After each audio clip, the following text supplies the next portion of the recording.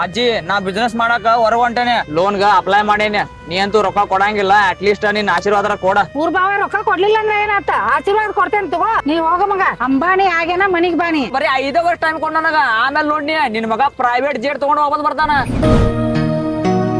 ಏನಾತ ಮಗ? 2ನೇ ದಿನಕ್ಕ ವಾಪಸ್ ಬಂದಿ? ಎಲ್ಲೈತ್ ನಿನ್ ಪ್ರೈವೇಟ್ ಜಟ್? ಅಜ್ಜಿ ಬ್ಯಾಂಕ್ನವ್ರ ನನ್ ಯೋಗ್ಯತೆ ತೋರ್ಸೇ ಬಿಟ್ರು ನೋಡ.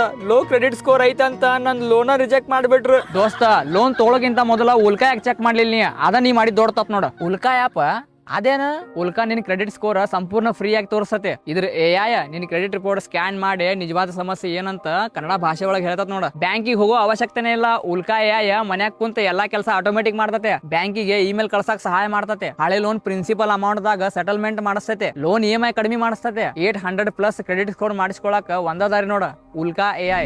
ಲೇ ದೋಸ್ತ, ನಂದು ಕ್ರೆಡಿಟ್ ಸ್ಕೋರ್ 620 ಇತ್ತ, ಈಗ 750 ಆಗೈತ್ಲಿ.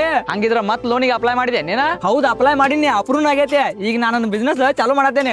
ನೀವು ನಿಮ್ಮ ಕ್ರೆಡಿಟ್ ಸ್ಕೋರ್ ಹೆಚ್ಚಿಸಲು ತುಂಬಾ ಪ್ರಯತ್ನ ಮಾಡುತ್ತೀರಿ, ಆದರೆ ನಿಮ್ಮ ರಿಪೋರ್ಟ್ ನಲ್ಲಿ ನಿಜವಾದ ಸಮಸ್ಯೆ ಏನು ಅಂತ ಗೊತ್ತಿರುವುದಿಲ್ಲ. ಉಲ್ಕಾಗೆ ಎಲ್ಲಾ ಗೊತ್ತು.